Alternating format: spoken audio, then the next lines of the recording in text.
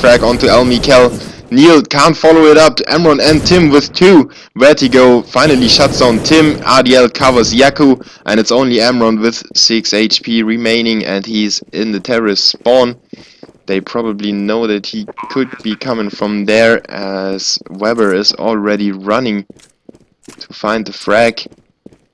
But he took the wrong turn, ended up in terrorist spawn, and lost track of Emron, who has now picked up a Galil to save for the next round, but it's still some time left in the round.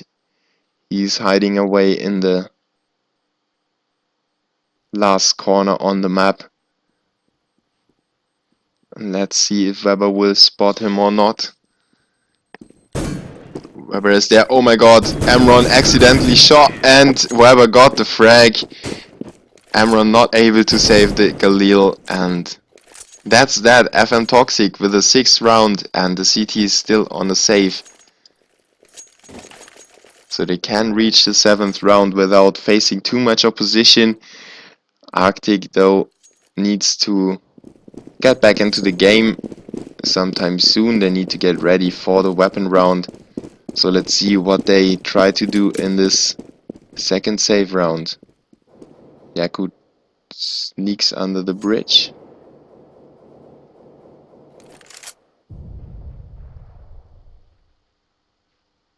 A normal split by the CTs. Now they check out some corners. El Mikel goes into the vents. He should face Weber in a second. And Weber is in fact over there. He gives away his position. El Mikel is right around the corner. Weber gets the frag. Easy play for him. And that's the opening on the middle. So the rest of the terrorists can roam freely there. They're still trying to work out the positions of the CTs. Tim goes down through the box without being seen. A nade being dropped to his feet and some spray through the boxes. Timotoy still gets one back into the head of RDL, who is really unlucky this game. 2v4 though. Windansky low on HP, but it shouldn't really prove to be a problem for fm.TOXiC. Vertigo gets the next frag. Timotoy is there. But he needs to retreat now. Neil is already spraying his direction and gets the frag. Nails him to the wall indeed. So at least fm.TOXiC doesn't do any obvious mistakes.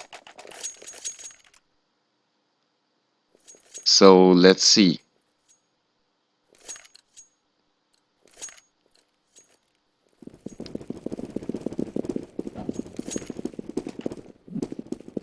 Weapon round number 1 in the 2nd half. RCTIC could put fm.TOXiC in a really bad position if they win this.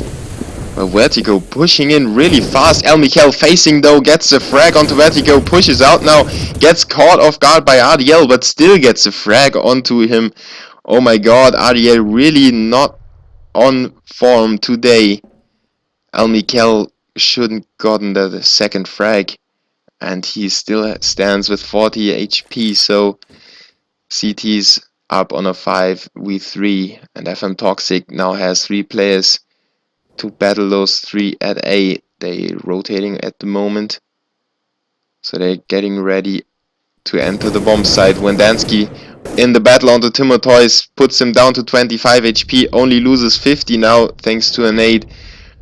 Still no entry. Timotoy shuts him down. It's a 2v5, and this looks bad for the terrorists. Weber and Neil. Neil goes down to Tim. Yaku drops into the face of Weber, and Tim gets the 2nd of the round. Shuts down Weber, and the CTs don't even lose a single player. So everybody who was saying that fm.TOXiC has the advantage due to the fact they come from CS source, well, it doesn't prove to be right at the moment. Even though Weber has one of the most amazing people on earth as his profile picture, he still couldn't clutch the round. For everybody who doesn't know, it is eastbound and down Kenny Powers. So fm.TOXiC has, I think, has the money for this round, but the next one will be very hard to buy. So Let's see. They really need this round, and if they don't win this, they need the plant at least. If not, it will be really awkward for them.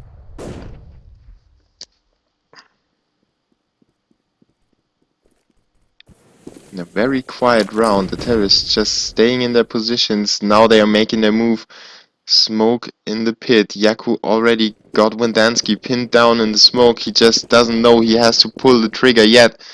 He's really aiming at him. Yeah, now he shoots. So Yaku gets a frag onto Wendansky. Don't know what made him shoot at that moment. I won't say anything about X-Ray, but he's got a M4A4 with X-Ray skin. Maybe that told him to fire away while the bomb was planted at B. I was talking too much, and Neil with the opening frag there. It's a 4v4, still hard position for fm.TOXiC. They couldn't really put themselves to comfort. Weber though is doing a great job of keeping the CTs from recapturing the bomb site. Tim with one back onto RDL, who once again couldn't stand any longer against the CTs. Weber with some really big luck there, got his third of the round, but really he was flashed and Tim just couldn't finish him off. Weber just needed to turn around and put a bullet to his to his chest. RCTIC getting unlucky as well, and fm.TOXiC run away with the round 12-8 now, and we can see a longer game. So the CTs running into money trouble sometime soon, while the terrorists are building some momentum. But RCTIC proved to be a really good team play team, and they still have this weapon round to work with. fm.TOXiC still aiming for the A site, even though they did this last round. They planted at B, so let's not call it too early. They are heavy pushing the middle now. Yaku is there together with Tim. Yaku covers Tim nicely with a frag onto Vertigo. Now Tim pushes out, goes down to Neil. Weber with the next frag onto Yaku. So middle is captured by the terrorists. They only lost one player and some HP in the process. And now the CTs need to move. Timotheus needs to check out middle to cover the CT's backs, while the terrorists are running wild in the middle. They still have one player at B. It is Weber who checks out the B bomb site. So the terrorists still take their time, even though it's only 25 seconds on the clock. They now really need to make their move. Neil is the one to fake the A bomb site to drag that player out of the B bomb site. It will be El Mikel who's still hanging back on the B bomb site. Now the CTs are rotating to B, even though Neil is there on the A bomb site. So the plan will be opposed by El Mikel, who gets 2 in the process, and Timotheus with a rotation already, and the bomb doesn't go down. The timer went down, and Wendansky and Neil weren't able to plant the bomb in time, so the CTs win this round, even though fm.TOXiC had the best position to capitalize on this. I guess it was a 3v4 at time. 13-8 now, thanks to the timer running out on fm.TOXiC. They really should have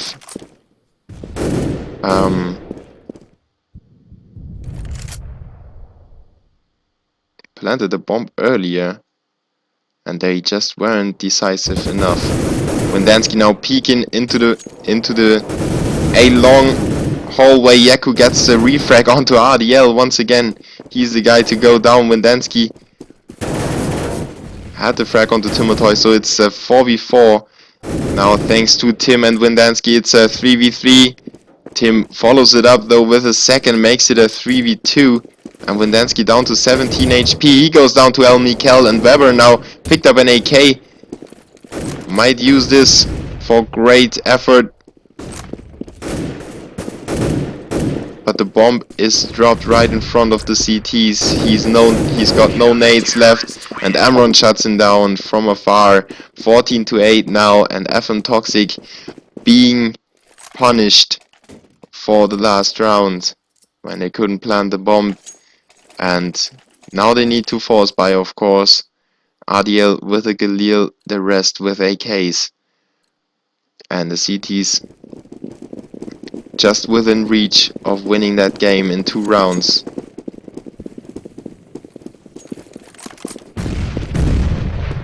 And that nading into the middle could have gone very bad for the terrorists, but they decided to go all in onto the B bomb site. They only had one player opposing them. RDL gets the frag. Now they need to hurry up. The CT is already rotating. Vertigo puts down the bomb. It's a 4v4, but RDL down to 6 HP. Vertigo on 50. And the retake now by the CTs. fm.TOXiC desperately trying to keep them away from the bomb site. Flashing out, nading out, whatever they can. Yaku goes down to RDL. Vertigo with a nice shot there onto Tim. And now it's only El Mikhail and Timotheus. El Mikhail with the entry frag, but the bomb is ticking quite loud already, and the CTs need to back up now. They run away with their weapons. fm.TOXiC runs away with theirs, and they really don't want to go into any more fights.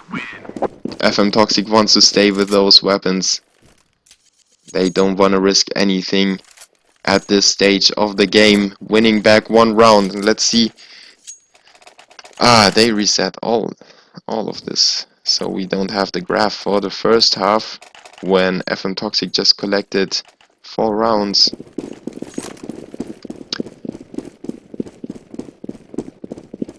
But Arctic already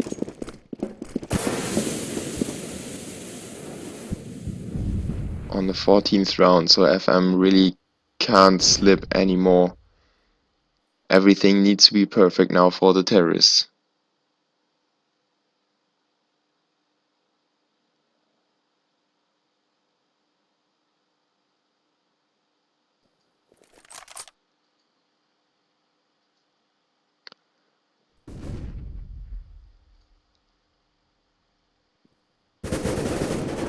fm.TOXiC needs a lot of time to capture the middle area, and this looks to be crippling them from time to time. They always want to go through the middle. It is of course a viable option because you can go B or A from there. As they did now, they go in B.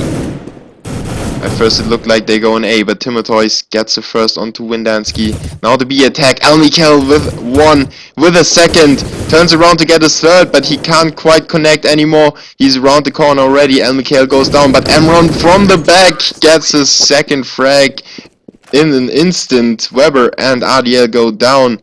And Arctic just outplaying fm.TOXiC on those backstabs. And they did it on the terrorist side, and they do it on the CT side as well. Great play by Arctic, and fm.TOXiC running out of options. Only 1 more round and Arctic will be through to the winner bracket final, where they will meet either Clan Mystique or Wizards from Spain.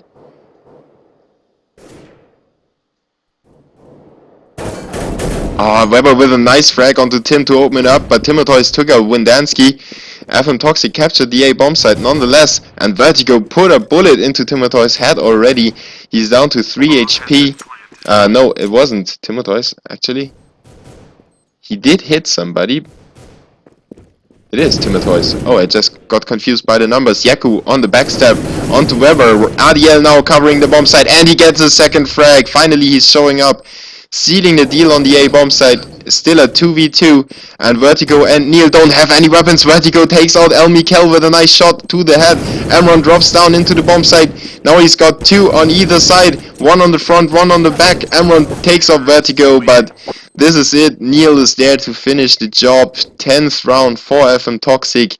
Even though Neil goes down to the bomb, he didn't have a weapon anyway, so it's not that big of a deal. But still, Arctic was on the verge of retaking that bomb site, thanks to Vertigo's one shot. They couldn't. So the first time I think we see the CTs saving. Let's see if this is right. La la la la la.